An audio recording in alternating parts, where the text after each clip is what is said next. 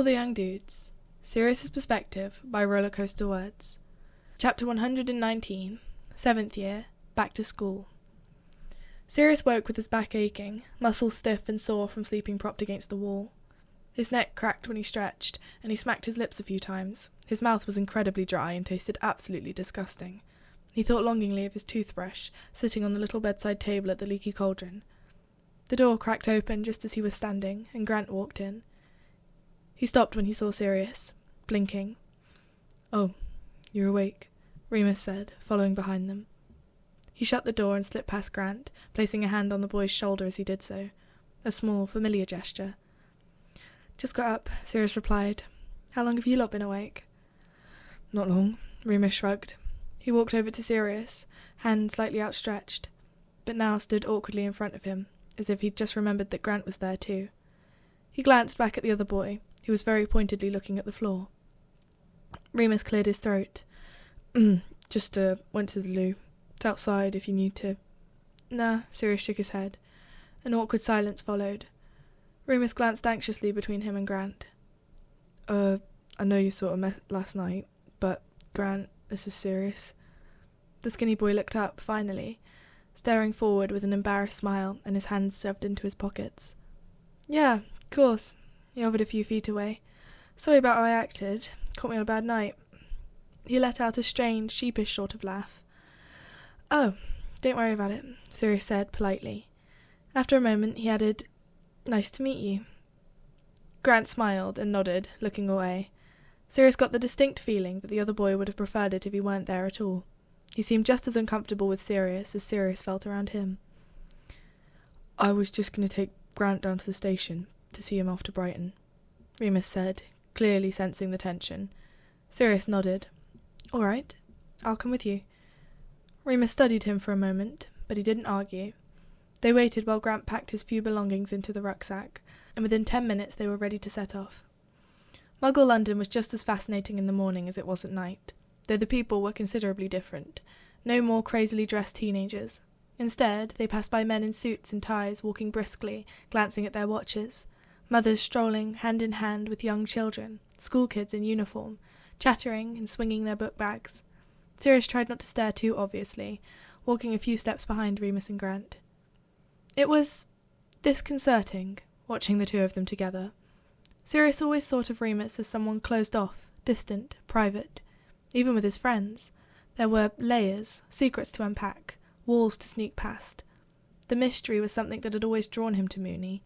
Remus was like a never-ending puzzle, and it gave Sirius a thrill of joy to be the only one that was allowed to solve it. But with Grant, he felt different. It was like there were no barriers between them as they talked, like there had never been any barriers at all. Sirius only had to listen to their easy banter to see how well they understood each other. It made his heart twist, looking at the skinny blonde muggle, knowing that he understood Remus, that he knew him in a way that Sirius never would. He didn't like it. They ate breakfast in a small cafe in Victoria Station. Grant and Remus sat next to each other. Sirius sat across from them, sipping his tea. "You're going to make me fat," Grant said, licking his fingers and reaching for a second bacon butty.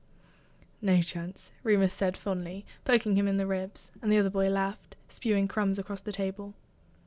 When they had finished eating their food, Grant glanced over at Sirius, saying, "You two got your own train to catch, eh?" "Yeah, but we've got good time." Remus reached into his pocket. "Here, I want you to have this." He passed over a small scrap of paper. "It's where I'm living when I'm not at school. Will you send me a letter once you're settled? A postcard. Promise?" "Yeah, okay." Grant smiled, folding the paper and sticking it into his rucksack. "Warning you, my handwriting's shit, and I can't spell for toffee." "I don't care about that," Remus insisted. "I just want to know where you are next time. Do you need stamps?" "I should have bought some stamps." "I can get stamps," Grant said softly, reaching out to touch his arm. "You've done enough. Honest." On the platform, Grant shook Sirius's hand, which was awkward for everyone involved. Sirius then stood a few feet away as he said goodbye to Remus, tugging the taller boy into a hug. "I'll come visit, at Christmas maybe, or next summer," Remus promised as they pulled away. I bloody well believe you, too. Can't get rid of you, can I? Grant smiled up at him, a sunny thing that made his whole face seem brighter. Like magnets, you and me, eh? Always snapping right back together. Remus pulled him into another hug, squeezing tightly and burying his face into the boy's shoulder. Sirius looked away, trying to feel less like someone had punched a hole in his chest. All right, I've got a train to catch, you know. By the time they'd finally finished their goodbyes, Remus and Sirius were in danger of missing their own train. They hurried off to the gentlemen's toilets, shoving into a stall so that they could apparate to King's Cross. As Remus shut the door, Sirius reached out to touch his arm. You look exhausted. Let me do it. You can side along. Really? Remus asked, gratefully, which only went to show how tired he was. Sirius knew that if he'd had any more energy, he would have argued. Really? Remus swallowed. Thank you for staying with me. Thank you for helping him. Don't be silly, Sirius said, trying to smile. He obviously loves you.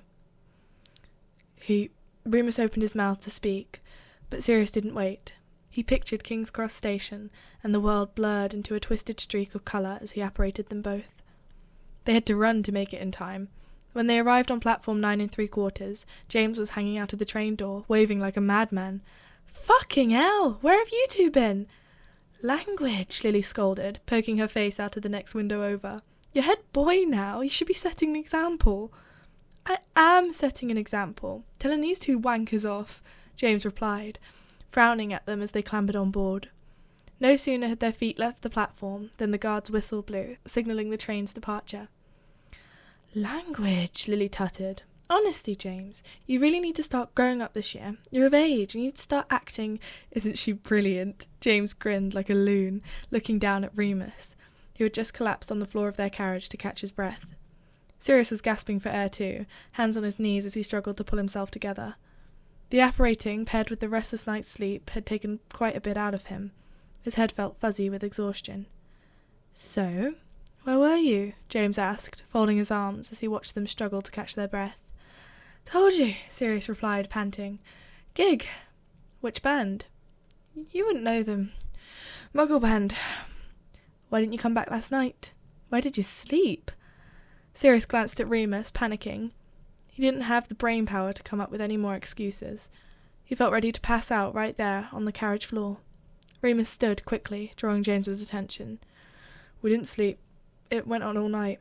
We had breakfast and then came straight here. His face didn't even flicker as he spoke.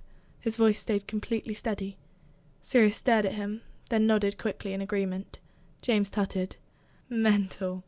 And dangerous. Seriously, lads, don't do that again. Won't, Sirius muttered, looking away. Lily came back out into the corridor, frowning sternly, hands on her hips. Potter? She raised her eyebrows pointedly. We've got to lead the meeting. Right you are. James spun around, all his attention suddenly focused on Lily. He trotted after her to the prefect's carriage, calling over his shoulder, See you later, boys. You're a really good liar, Sirius remarked, once James was out of earshot. Remus frowned, face going dark as he snapped, What's that supposed to mean? Nothing, Sirius said quickly, looking back at the floor. Come on, let's find Pete. It wasn't very difficult. He was in their usual carriage, along with Mary, Marlene and Dorcas. The poor boy looked quite out of his depth, sitting in the corner as the girls nattered on and on about fingernail-strengthening charms. We thought you'd missed the train, Marlene exclaimed, glancing up as they walked in. You know me, McKinnon, Sirius shot her a grin. I like to make an entrance. And now you're dragging poor Remus down with you, Mary teased. Come and sit here, Lupin. I'll protect you from that delinquent. She scooted over, patting the seat next to her by the window. Remus sat down heavily, with a grateful smile. Where were you? Peter asked accusingly. You left me alone with Lily and James. Might as well have been a ghost. Gig. Stayed out late. Didn't sleep. Sirius yawned, waving a hand dismissively. He sat down across from Remus, slouching onto the seat and leaning his head against the window. Before they'd even made it out of London, he was asleep. Chapter 120. 7th Year. Thunder. Peter shook him awake as the train pulled into Hogsmeade, and Sirius groaned, curling up tighter for a moment before unfurling his limbs and stretching. The carriage was unusually quiet. Everyone seemed a bit subdued when he opened his eyes. But then, Sirius supposed they were all probably just tired from the long journey. They didn't see James until they'd stepped off onto the platform, where he was waiting to greet them. His eye was red and swollen, as if someone had hit him with a stinging jinx, and his robes were rumpled. "What happened to you?" Sirius asked around a yawn. "I'll tell you later," James muttered, looking away. Once he'd finished making sure that everyone was off the train, he jogged over to help Lily herd all of the first years towards the lake, where Hagrid was waiting with their rowboats. Peter abandoned them as well, hurrying off to find Dorcas and ride with her group of friends, so it was just Sirius, Remus, Mary and Marlene on their own in a horseless carriage. Sirius felt a wave of nostalgia, looking up at the familiar stone walls where he'd spent the past 6 years. He wished James was there, beside him, for their final ride up to Hogwarts. The nostalgia continued to grow as they filtered into the Great Hall, sitting with their stomachs growling as they watched the first year's sorting ceremony. Sirius found himself smiling as he remembered his own sorting, how terrified he'd been, how ashamed, but in the end, that dusty old hat had been the best thing to ever happen to him.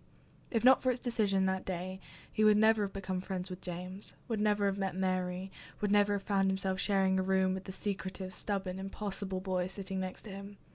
He had the silly urge to reach out and take Remus's hand when they watched the batch of Gryffindors take their seats at the opposite end of the table. With the ceremony finally finished, Dumbledore stood to announce that dinner was served. He had just finished speaking when the doors to the Great Hall suddenly burst open, drawing the attention of everyone in the room. Sirius turned, and the giddy nostalgia turned to ash in the back of his tongue. Regulus walked in slowly, shoulders back and head held high, the way their mother had taught them. A black always shows proper comportment. His face was cold, sharp, like something carved from ice. Any lingering baby fat had disappeared. He was all chin and cheekbones, shadows and angles. He looked as if he hadn't seen the sun in months, paler than Sirius had ever seen him, which only made the bruise-like circles under his eyes more prominent. It made something twist in Sirius's chest, that blanched skin. Reggie had always loved the sunshine. He was like a cat, curling up in the patches that shone through the windows. Summer had always been his favourite season. At the Slytherin table, the other 6th years all fell over themselves to clear a spot for him, as if he were an honoured guest instead of one of their peers. Snape went so far as to stand, leaning across the table to shake Regulus's hand. Sirius scowled. When he turned back to his own table, he caught the wary looks of a few of his fellow Gryffindors were now shooting him. It seemed that house loyalty meant less and less as the war went on. He was still a Black. Reggie's dramatic entrance had just reminded everyone of that. "Mate," James murmured, leaning in. "I need to tell you something. Later. In private, yeah?" He gave Remus and Peter a pointed look as he said it, and Sirius had the distinct feeling that he'd missed something. After a moment, he nodded.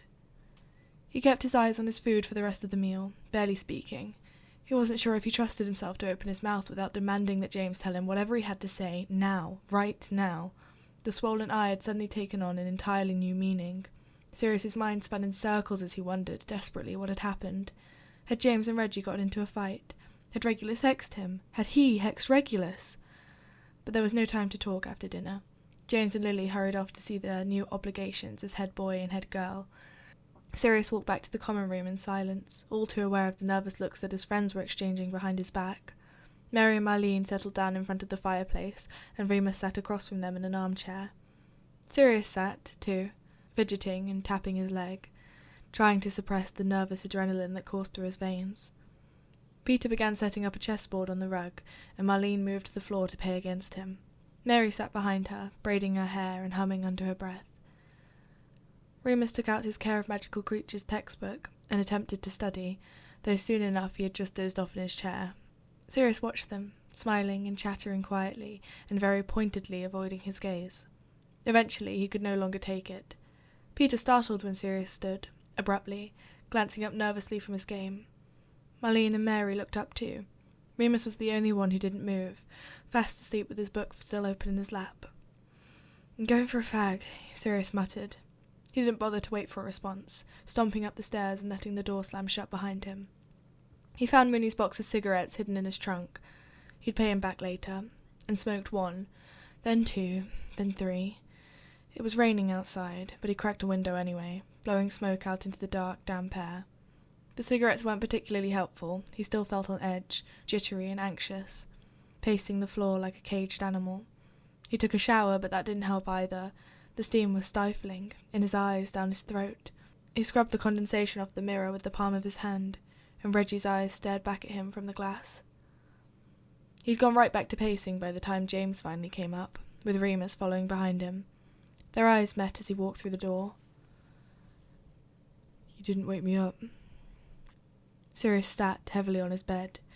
"You looked comfortable. I thought you could probably do with the rest." He turned to James, fidgeting, fighting down the snarl of anxiety in his chest.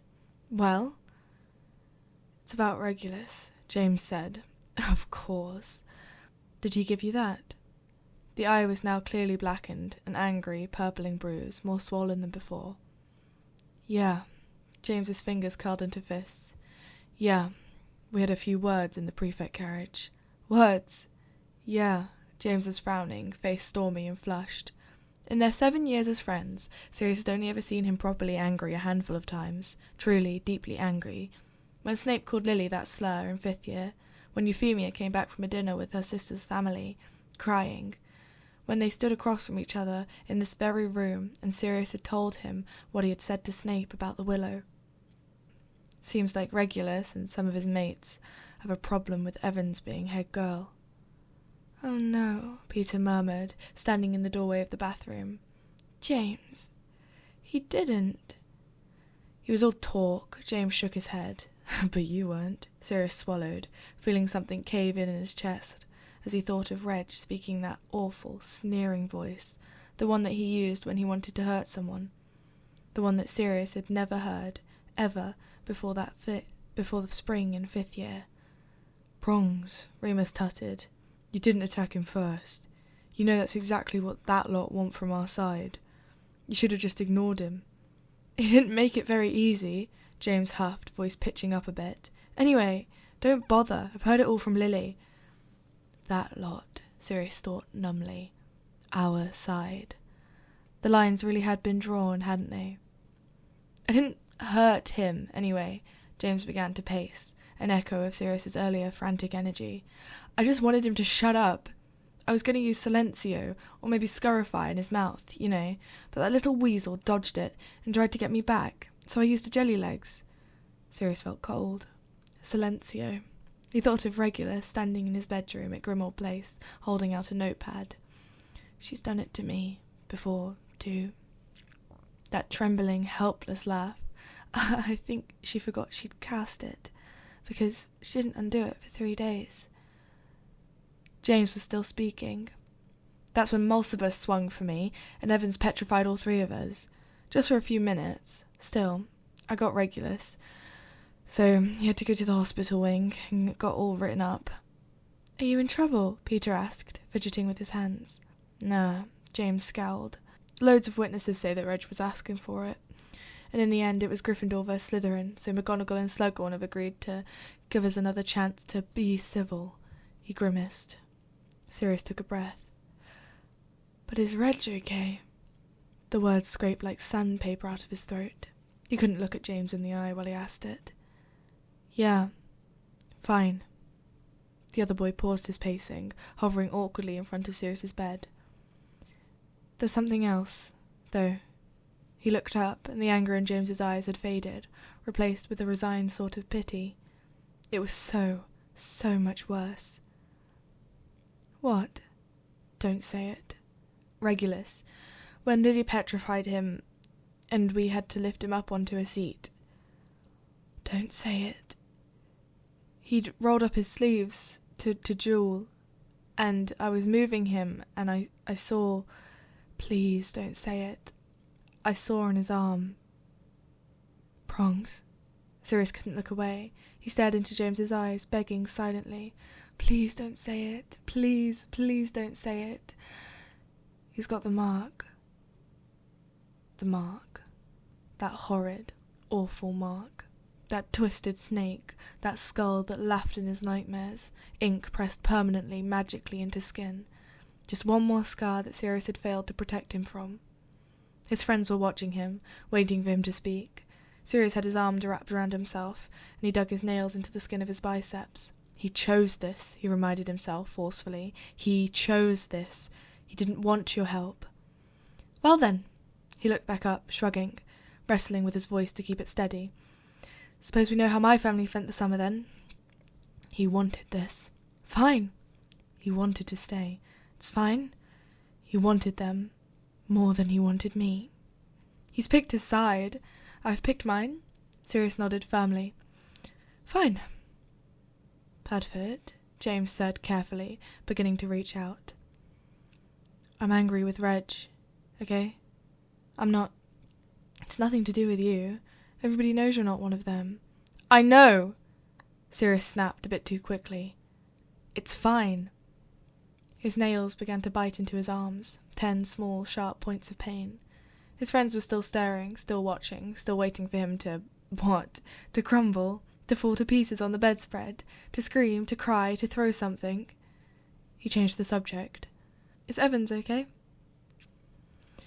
Yeah, she's fine. James withdrew his hand, which had been hovering awkwardly in the space between them. I mean, I think she was a bit hurt, but, well, she's tougher than me, cooler under pressure. Want me to have a word? With Reg, I mean.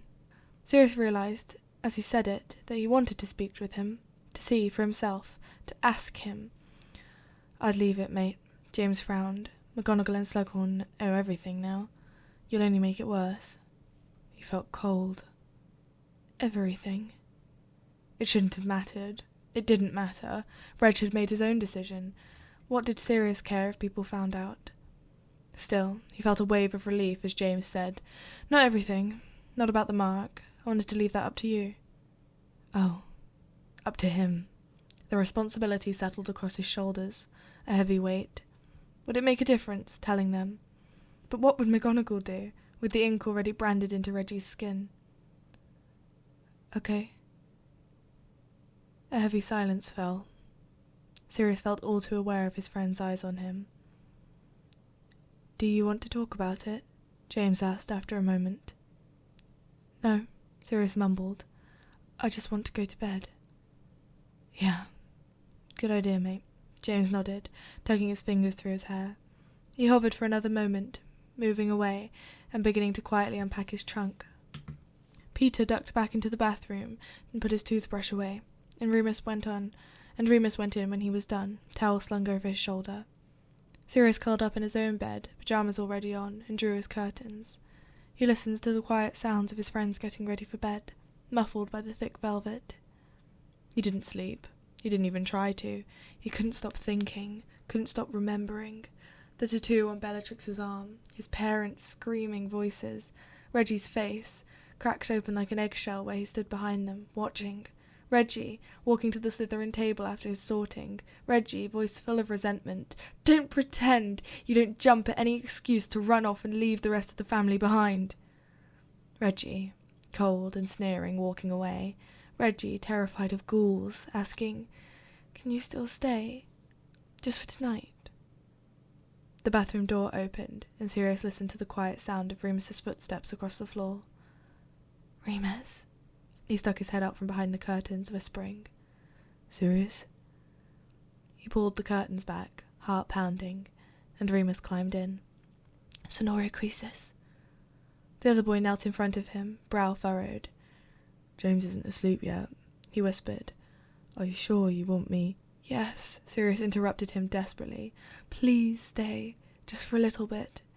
He reached out, fumbling to grasp Mooney's hand, twisting their fingers together. He needed this. He needed someone to hold him, to keep him from falling apart. As if he'd read Sirius's mind, Remus reached out, pulling him close. Sirius curled into his arms, skin still warm from the shower, smelling of soap. I'm so sorry about Reg. He's not even of age. I know. Sirius untangled himself, sitting so that they faced each other, cross-legged across the top of the covers. He tilted his chin down, letting his hair fall over his face.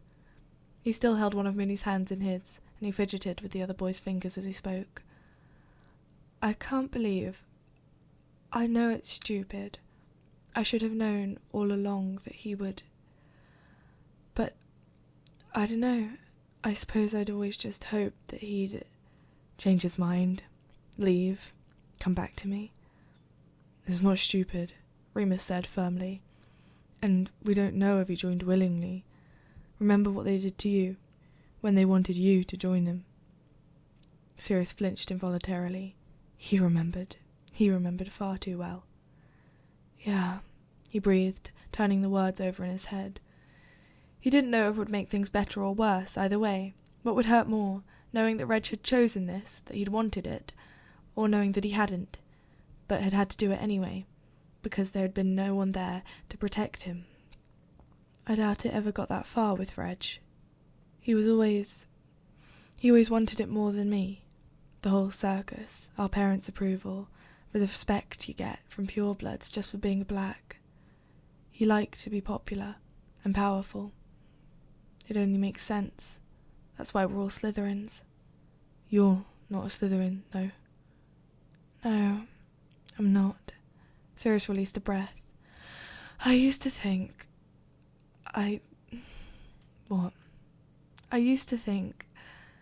maybe I didn't get sorted into Gryffindor because I'm brave or chivalrous like James. Maybe I just wasn't welcome in Slytherin because I haven't got the ambition. Ambition? Remus shook his head. Sirius, what Reg is doing it's not anything to be proud of. It's cowardly. He's doing exactly what he's been raised to do, without thinking, without questioning. Sirius swallowed. Cowardly. He thought of Regulus that summer 2 years ago, running in front of their mother, grabbing her arm, struggling with her. He thought of the cut blossoming across his brother's chest. His pleading voice, the tears in his eyes. Mum, stop! Yeah, but... And you're the bravest person I know. Moony. Really? Something about the way he said it, firm and final, left no room for argument. Sirius swallowed, letting Remus's voice soak in like sunshine to his skin.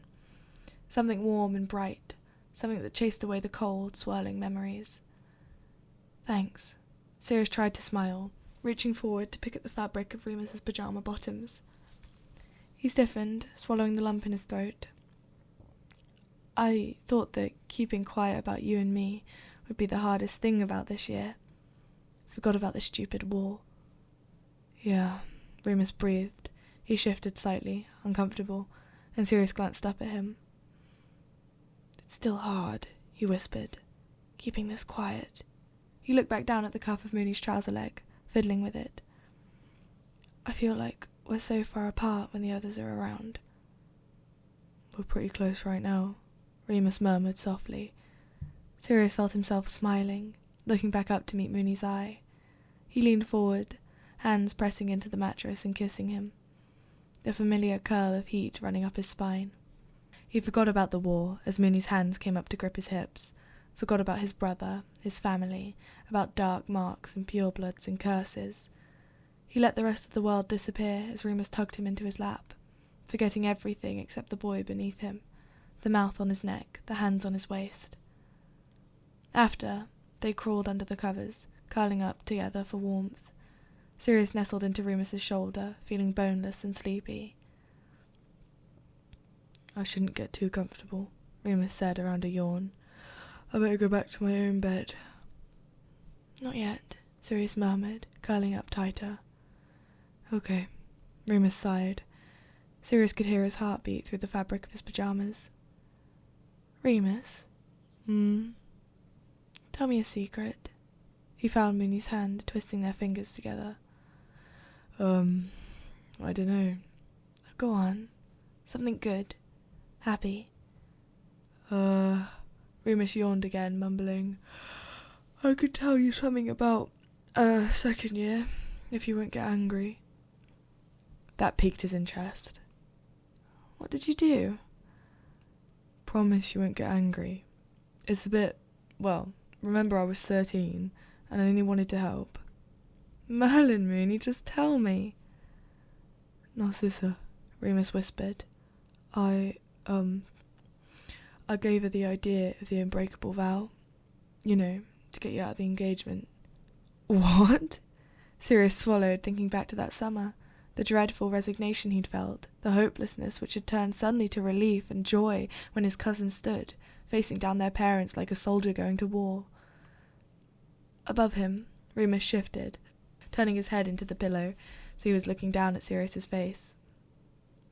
"I'm really sorry for intervening, but you gave me that reading spell, and I just thought you were so amazing and clever and brave. I wanted to do something to help you for once." "But you didn't want to tell me about it." No, I didn't. At first, I didn't want to boast about it.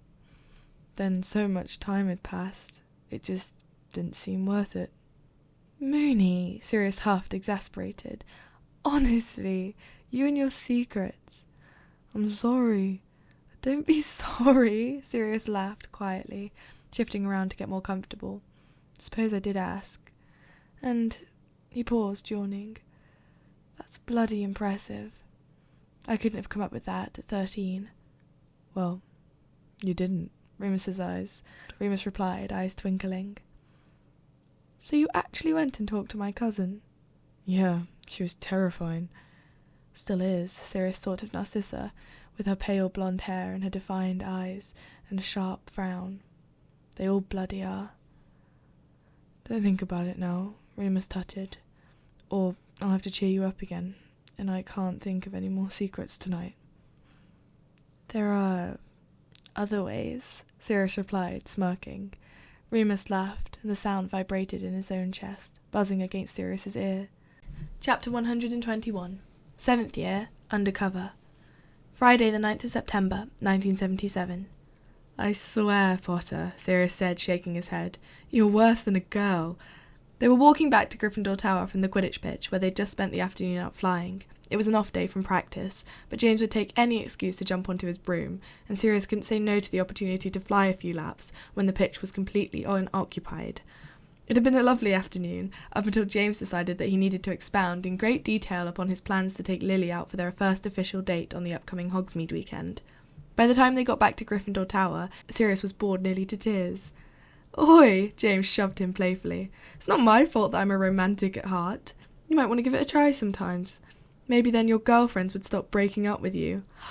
"Low blow, Potter," Sirius laughed. "I'll have you know that I was the one that broke up with Emmeline, not the other way around, despite what she'd have you believe."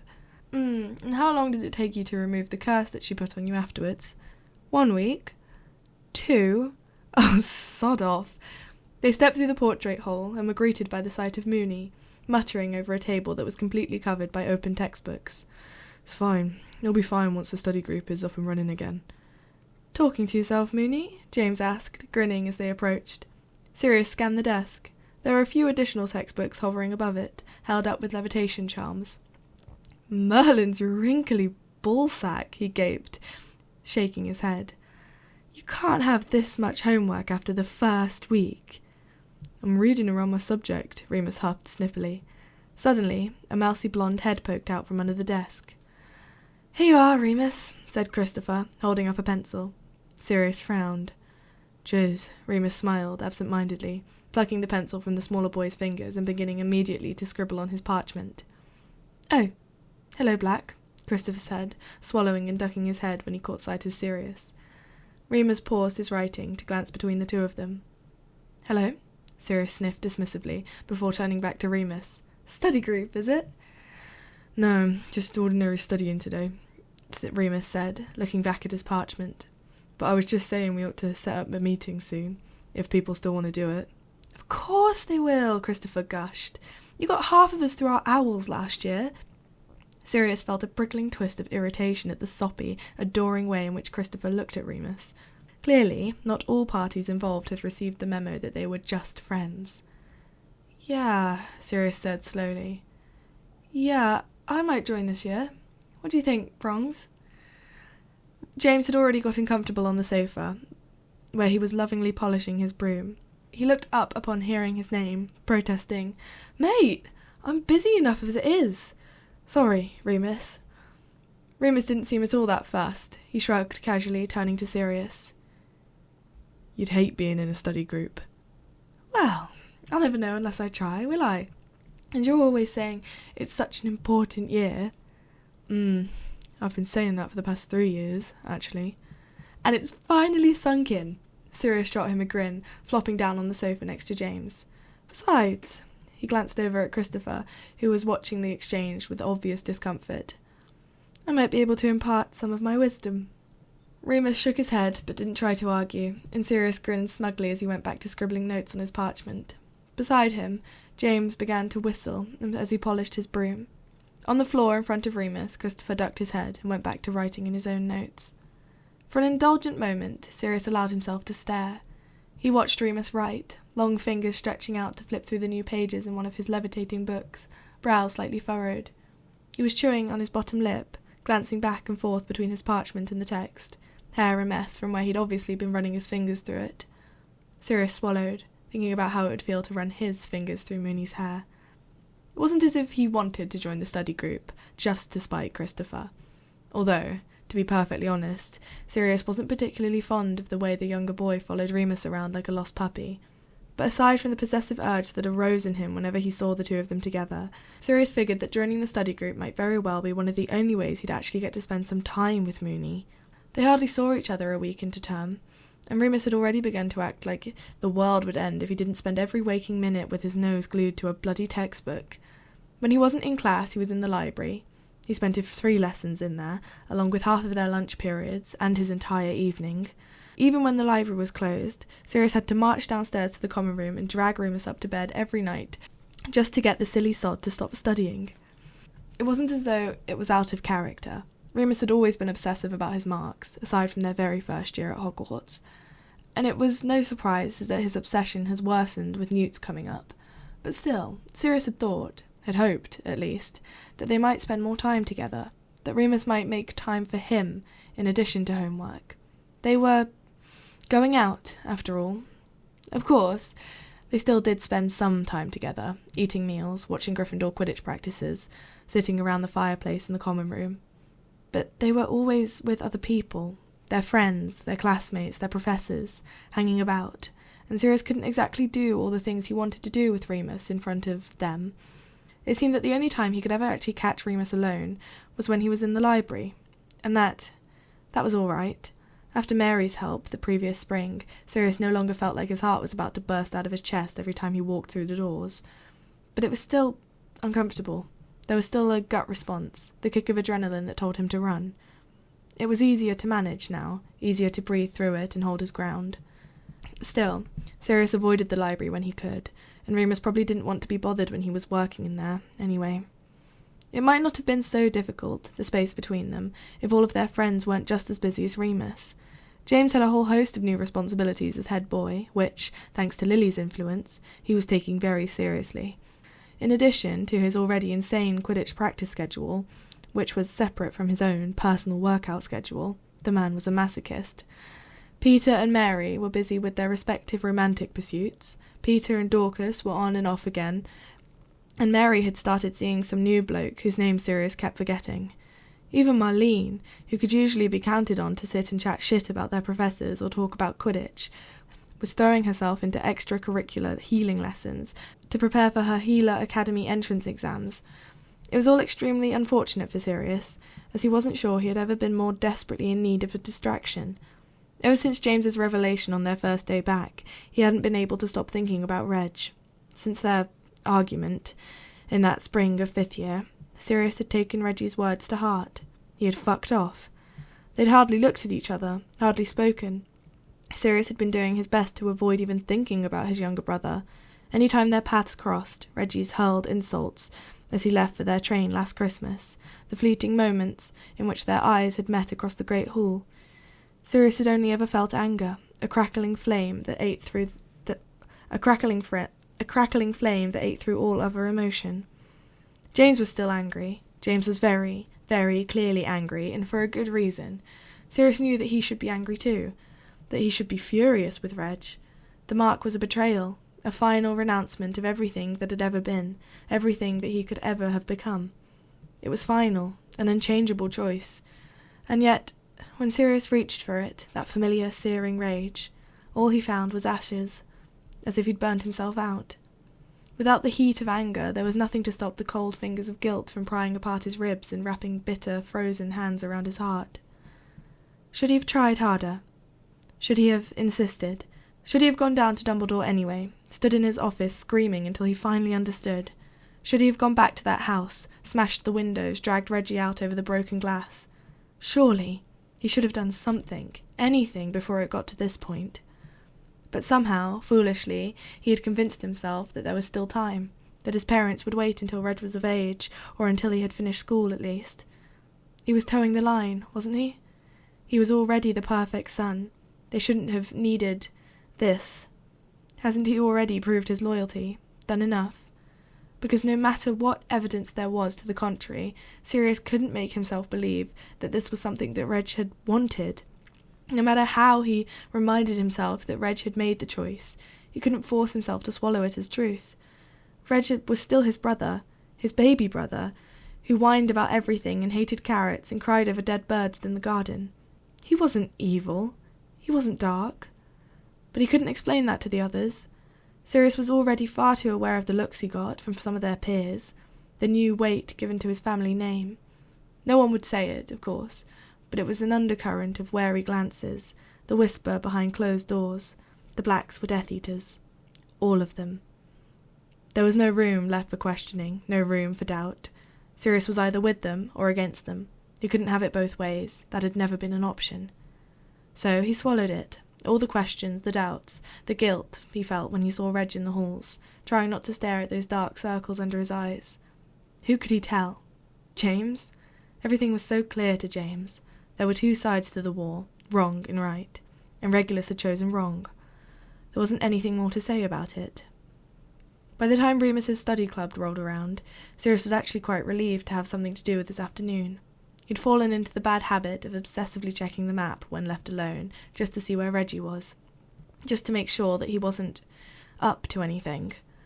The desks in the charms classroom had been arranged into a sort of horseshoe shape, so that everyone was facing each other. There were already a handful of students seated when Sirius walked in, and a Hufflepuff girl waved at him enthusiastically. "Sit here, Sirius!"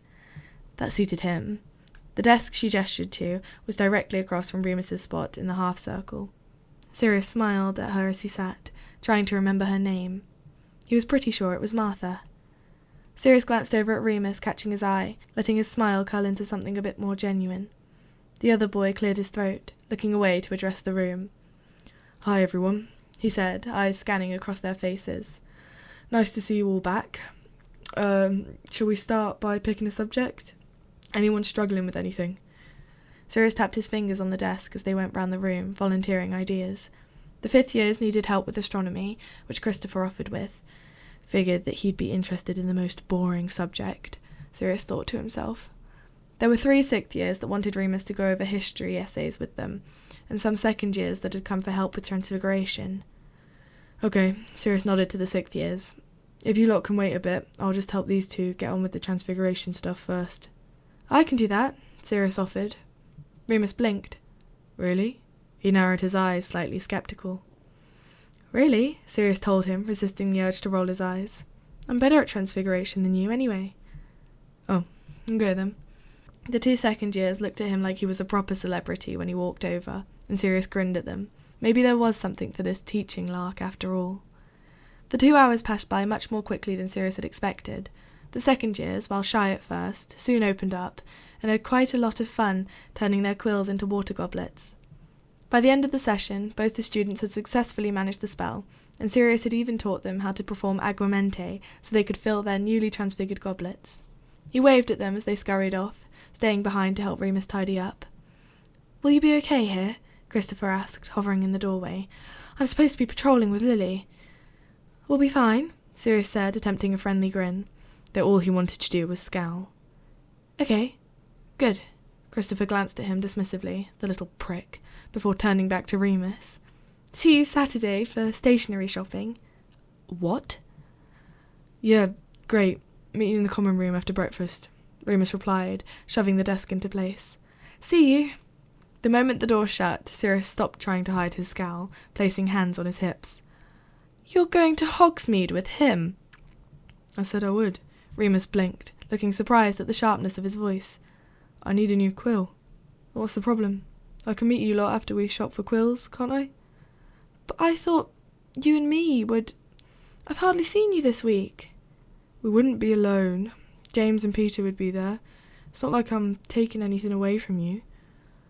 Sirius tried to ignore how much the words stung. Did Remus not want to spend time with him? Lily and James will be off by themselves, and Peter and Dorcas probably. He looked down at the floor, scuffing his shoes along the stone. You can join me and Christopher, if you want, Remus offered. Sirius pulled a face. Stationery shopping. You need quills too. The only reason I'm running out is because you keep pinching all of mine. But, Moony... You're not jealous, are you? Of course not, Sirius swallowed, turning back to the desks and using magic to move everything back into place. I just want to spend some time with you, you prick. He sighed, relenting. I'll come with you stationery shopping, then. Better than nothing.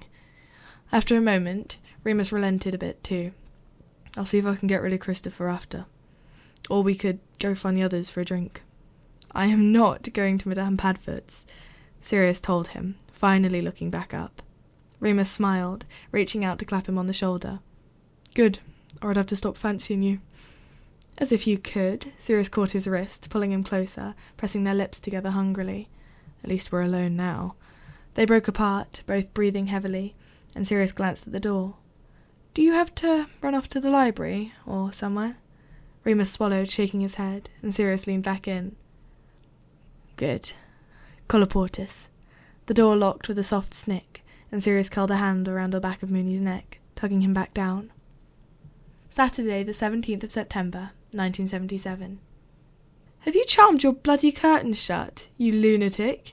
James's voice interrupted a very pleasant dream that Sirius had been having, a dream which involved quite a bit of skin, and the boy lying next to him.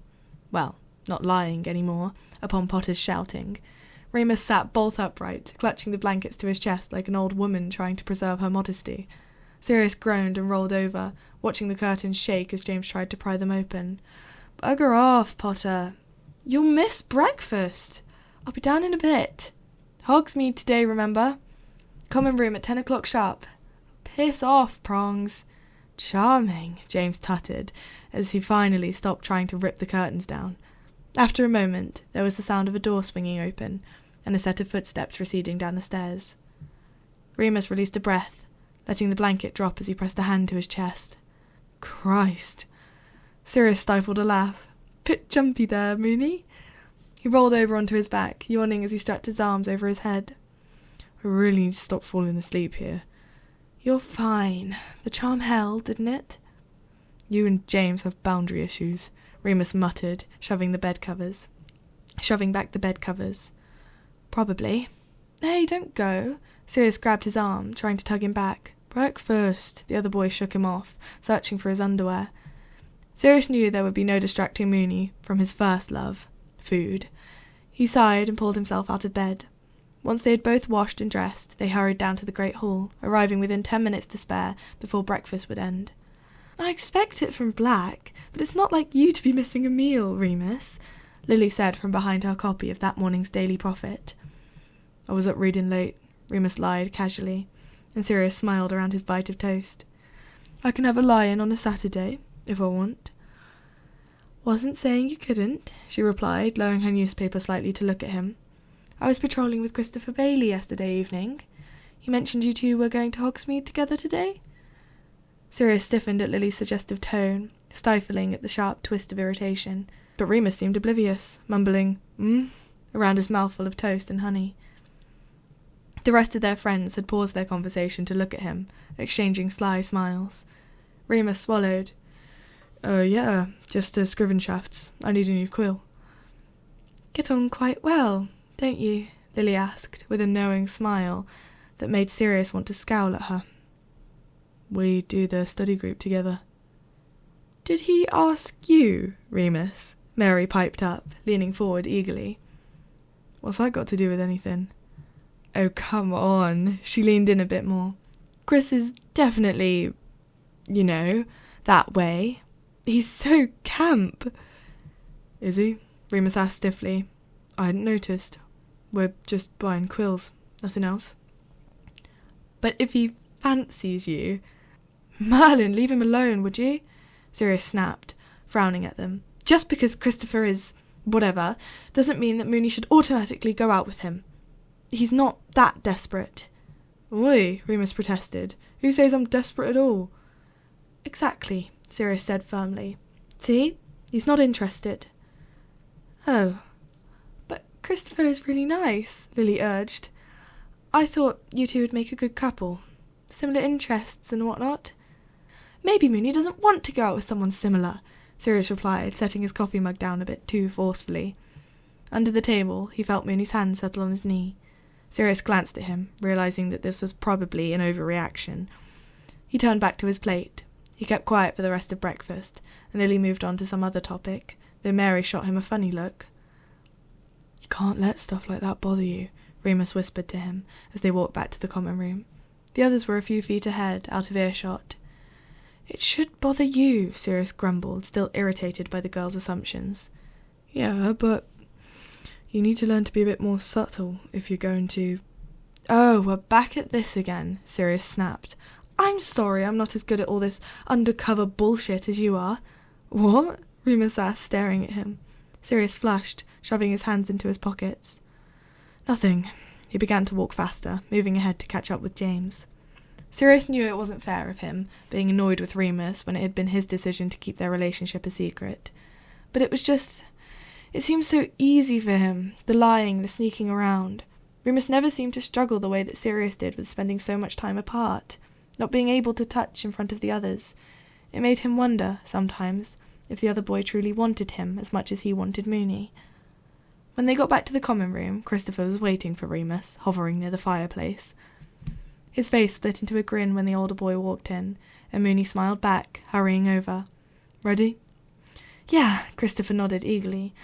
I've got a list of books I wanted to look for too, if that's okay with you. I mean, if you have the time, before you have to meet your friends. You're my friend too, Chris, Remus said pointedly. Sirius scowled and didn't bother trying to follow as the two boys left. Clearly, he was no longer welcome. But that didn't matter. So what? Who cared if all his friends had other people they wanted to be spending time with? Sirius had his own things to do. He stopped by the dorm as the others left for Hogsmeade, grabbing James's invisibility cloak and shoving it under his robes. As he wandered the streets of the village, Sirius assured himself that this was perfectly normal, what he was doing. There was absolutely nothing wrong with borrowing your best mate's invisibility cloak just to spy on your little brother. It was perfectly reasonable to feel a kick of anxiety, knowing he wouldn't be able to find Reggie's name on a map while he was outside of Hogwarts, knowing that he would have no way to know where his brother was, what he was up to. It was completely normal to feel a burning desire to see his sibling, to know that Reggie was doing, to feel a cold swell of fear when he thought about actually facing Reg, actually speaking to him. At least, that's what Sirius told himself. He felt a perfectly normal swell of relief when he finally found his brother, mucking about outside of Diverish and Bangers with that slimy little Crouch kid. Sirius studied him, looking for signs of changes. He seemed thinner again, although it was hard to tell underneath the baggy robes, but his face was drawn, bone sharp through skin, and the knuckles on his hands stuck out like marbles. He looked sallow, pale, but there was a bit more colour in his cheeks, and when he wasn't chattering with Crouch, he would sometimes tilt his face up towards the sun, just the slightest bit. Sirius followed them as they walked through the village. They didn't seem evil, dark. They just seemed like two teenagers, chatting shit and complaining about classes. Sirius wasn't sure what he'd been expecting, some sort of youth Death Eaters meeting, but everything was completely normal, at least until they walked past the 3 broomsticks and caught sight of the 2 students turning the corner around the road. Here they come, Barty elbowed Reg, who glanced up. A cruel smile spread across his face, and Sirius's heart sunk, then turned to stone as he saw who Crouch was referring to. Remus and Chris stood in front of the 6th-year Slytherins, Remus frowning sternly, and Sirius glancing anxiously between Regulus and Crouch. Oh, get lost, will you? Remus groaned. Go find someone else to annoy. Watch out, Loony Lupin, Regulus sneered. Christy boy here's a knob gobbler. Sirius's stomach twisted, sickly. He couldn't help feeling a surge of sympathy for Christopher, who blushed furiously and stared down at his feet. Sirius got the feeling that this wasn't the first time the mousy boy had heard things like this, from the 2 sixth years, which only made him feel more nauseous. Remus, however, continued to stare the Slytherins down. Anger flashed in his eyes, and he reached through his robes for his wand, and, sensing what was about to happen, Sirius quickly ducked into an alley, yanking off the invisibility cloak. "Piss off, Black," Remus threatened, "or I'll tell Mummy you've still played Quidditch." Sirius crept back out of the alley, in time to see Regulus withdrawing his own wand. "Yeah," he said, approaching from behind Remus, "and I'll tell your creepy mates how you wet the bed until you were 10. Remus glanced at him in surprise, laughing. "Is that true?" "Yep." "Shut up!" Reg shouted furiously. He raised his wand without hesitation, pointing it towards the 3 Gryffindors. "Flagrante! Protego!" Sirius shouted back, barely in time to deflect the curse. "Just you wait," Regulus seethed, clutching his wand so hard that his knuckles turned white. "What are you going to do? Give me detention?" Sirius scoffed. "I'm quaking in my boots." "Run along, little brother." Regulus stared at him hatefully. There was so much fury in that gaze, for a spat over a couple of hurled insults. Sirius tried to ignore the shiver that ran down his spine. "You're no brother of mine." Regulus sneered at him one last time, before turning on his heel and storming off. Barty followed behind him, glaring over his shoulder. "Suits me," Sirius muttered, watching his brother disappear. Once the Slytherins were out of sight, he looked over at Remus and Christopher. 3 broomsticks?"